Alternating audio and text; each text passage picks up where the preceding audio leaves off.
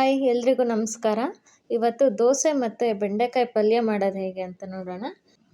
ದೋಸೆ ಮಾಡೋ ಹಿಂದಿನ ದಿನವೇ ಅಕ್ಕಿ ಜೊತೆ ಸ್ವಲ್ಪ ಕಡಲೆಬೇಳೆ, ಸ್ವಲ್ಪ ಉದ್ದಿನ ಬೇಳೆನ ಒಂದು 5ರಿಂದ 6 ಅವರ್ ನೆನೆಸಿಟ್ಕೊಂಡ್ರೆ ಸಂಜೆ ರುಬ್ಕೊಳ್ಳೋಕೆ ರೆಡಿ ಇರುತ್ತೆ. ರುಬ್ಕೊಳ್ಳೋ ಟೈಮಲ್ಲಿ ಸ್ವಲ್ಪ ಅವಲಕ್ಕಿ ಹಾಕಿ ರುಬ್ಕೊಂಡ್ರೆ ಹಿಟ್ಟು ಚೆನ್ನಾಗಿ ಬರುತ್ತೆ. ಬೆಳಗ್ಗೆ ಅಷ್ಟರಲ್ಲಿ ಹಿಟ್ಟು ಚೆನ್ನಾಗಿ ಉಬ್ಬಿ ಬಂದಿರುತ್ತೆ.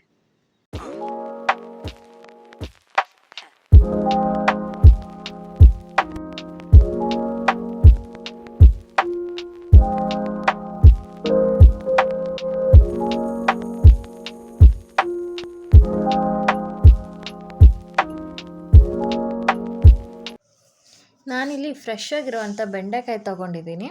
ಬೆಂಡೆಕಾಯಿನ ತೊಳೆದು ಸಣ್ಣದಾಗಿ ಹಚ್ಚಿಟ್ಕೊಂಡು ಒಂದು ಪ್ಯಾನ್ಗೆ ಸ್ವಲ್ಪ ಎಣ್ಣೆ ಹಾಕ್ಕೊಂಡು ಬೆಂಡೆಕಾಯಲ್ಲಿರೋ ಲೋಳೆ ಎಲ್ಲ ಡ್ರೈ ಆಗೋವರೆಗೂ ಚೆನ್ನಾಗಿ ಫ್ರೈ ಮಾಡ್ಕೊಂಡಿದ್ದೀನಿ.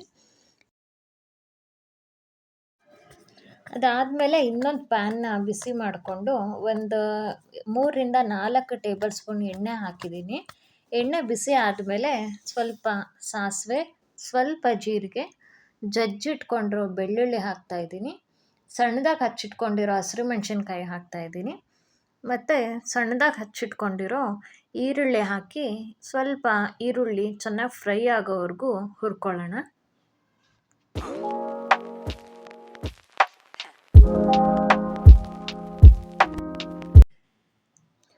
ಈರುಳ್ಳಿ ಚೆನ್ನಾಗಿ ಫ್ರೈ ಆಗಿದೆ.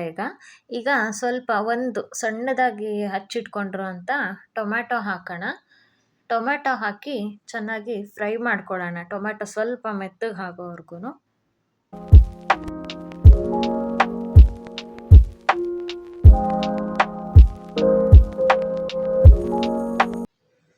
ಸ್ವಲ್ಪ ರುಚಿಗೆ ತಕ್ಕಷ್ಟು ಉಪ್ಪು ಹಾಕ್ತಾಯಿದ್ದೀನಿ.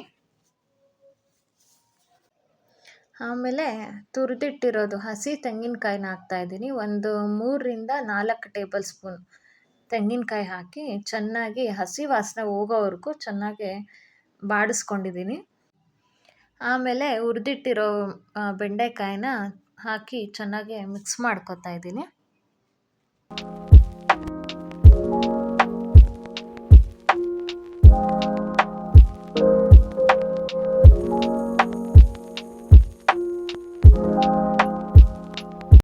ಮೀಡಿಯಮ್ ಫ್ಲೇಮಲ್ಲಿ ಎಲ್ಲನೂ ಚೆನ್ನಾಗಿ ಮಿಕ್ಸ್ ಮಾಡಿಕೊಂಡ್ರೆ ಬೆಂಡೆಕಾಯಿ ಪಲ್ಯ ರೆಡಿ ಆಗುತ್ತೆ. ದೋಸೆ ಜೊತೆ ಬೆಂಡೆಕಾಯಿ ಪಲ್ಯ, ಅನ್ನ ಮತ್ತು ಹುಳಿ ಸಾಂಬಾರು ರೆಡಿ ಇದೆ. ಮುಂದಿನ ವಿಡಿಯೋನಲ್ಲಿ ಸಿಗೋಣ. Thank you for watching.